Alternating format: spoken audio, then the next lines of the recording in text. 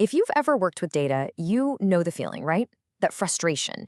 You've got data in one system, you need it in another, and just getting it from point A to point B feels like a total nightmare. It's slow, it's expensive, and it is a massive bottleneck. Well, today, we're going to talk about the project that's changing all of that, Apache Arrow. So here's how we're going to break it down. First, we'll dig into the core problem, that data bottleneck. Then we'll define what Apache Arrow actually is. After that, we'll peek under the hood to see how the magic really happens. We'll look at where Arrow is already being used out in the wild. And finally, we'll wrap it all up with the one big idea you need to remember. Okay, let's set the stage. Why is something that sounds so simple, just moving data around, one of the biggest headaches for data engineers and data scientists? Well, the first big culprit is this constant cycle of serialization and deserialization. So imagine you've got your data sitting nicely in a database.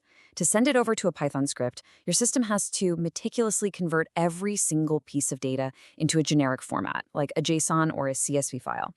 Then the Python script gets it and has to painstakingly convert it all back into a format it can actually use.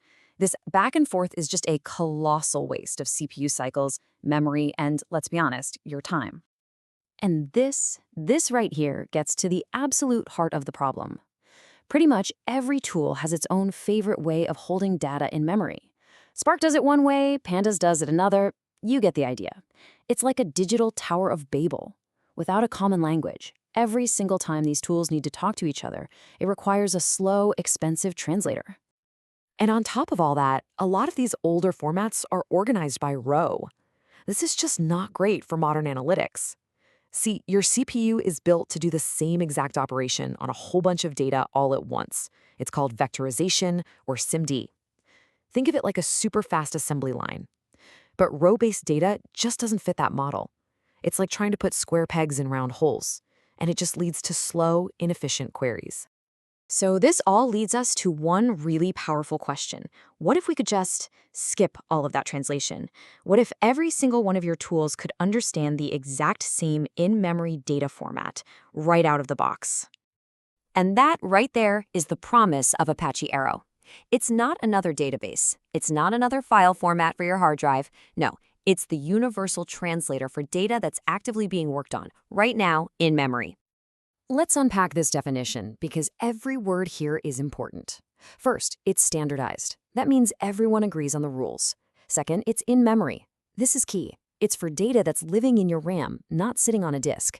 And third, it's a columnar format, which is specifically designed to make modern CPUs run at their absolute best. Now, you have to understand that Arrow isn't just one single thing. It's really a three-part solution. You've got the specification for the memory format itself, the blueprint, if you will. Then you have libraries for basically every major programming language so that everyone can actually use that format easily. And finally, you have protocols, like Aeroflight, that are built to move that data between systems at lightning speed. Okay, so we know what Arrow is trying to do. Now for the fun part. Let's dig in and see how it actually pulls off that incredible performance. This slide just lays it all out perfectly. On the left, you see the old way, the row-based approach, where you have an ID, a name, and an age all grouped together for one record. But on the right, you see Arrow's columnar layout. All the IDs are in one continuous chunk of memory, all the names are in another, and all the ages are in a third. Now, think about it. If your query only needs to calculate the average age, the system can just grab that one block of age data and completely ignore everything else.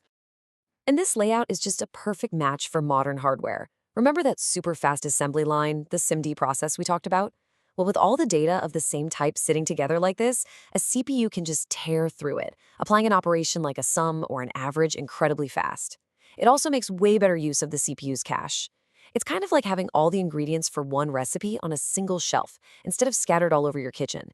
You avoid constantly going back and forth, which is a huge source of slowdowns. All of this leads to Arrow's real superpower, the zero-copy read. Because the format is standardized, a Java process can create a bunch of data in the Arrow format. Then it can just hand a pointer, basically an address, to that block of memory over to a Python process. The Python process already knows exactly how to read that data, so it can use it instantly.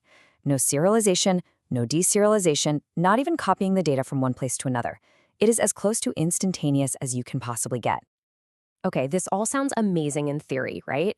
But where is it actually making a difference? Let's take a look at how Arrow is already a fundamental piece of the data tools you might be using every single day. Chances are you might be using Arrow and not even know it. It's a critical component inside Apache Spark for moving data around efficiently. It is the absolute backbone of newer, super fast tools like Polars and DuckDB. And it's the bridge that connects the huge world of Python's pandas to the rest of the data ecosystem. So, if you're a data scientist, here's a perfect real-world example. When you read a Parquet file from your disk using the PyArrow library, it can be loaded into memory in Arrow's native format. Then, when you want to use it as a pandas data frame, that conversion can happen with 0 extra copies of the data. This means you can load and work with way bigger datasets, way faster than before. And for you data engineers out there, the benefit is just as massive. Instead of having a Java microservice that spits out gigantic JSON files for a Python service to chew on, the Java service can just share an Arrow memory buffer directly. This completely eliminates a huge performance bottleneck and dramatically simplifies your entire architecture. So where does Arrow fit in with other technologies you already know and use? Well, think of it this way. Parquet is fantastic for storing columnar data efficiently on disk. A pandas data frame is amazing for analyzing data in memory, but it's pretty much a Python-only thing. Apache Arrow is the standard for processing and exchanging that columnar data in memory across any language or system. They're not competitors at all. They all work together as part of a really powerful modern data stack. All right, let's bring this all together. Let's summarize why understanding Apache Arrow is so critical for anyone who works with data today. In a nutshell, Arrow really delivers on 4 key promises. First, you get incredible performance because it works with your CPU, not against it. Second, you get seamless interoperability, finally breaking down those walls between different tools and languages. Third, it reduces wasted work by creating a common format for analytics. And finally, it is the essential backbone you need to build the next generation of high-speed data platforms. Ultimately, if you remember one thing, it's this. Think of Arrow as the high-speed bridge. It's the common ground that connects your data storage, like Parquet files sitting in a data lake, with your compute engines, whether that's Spark, Python, or something else entirely.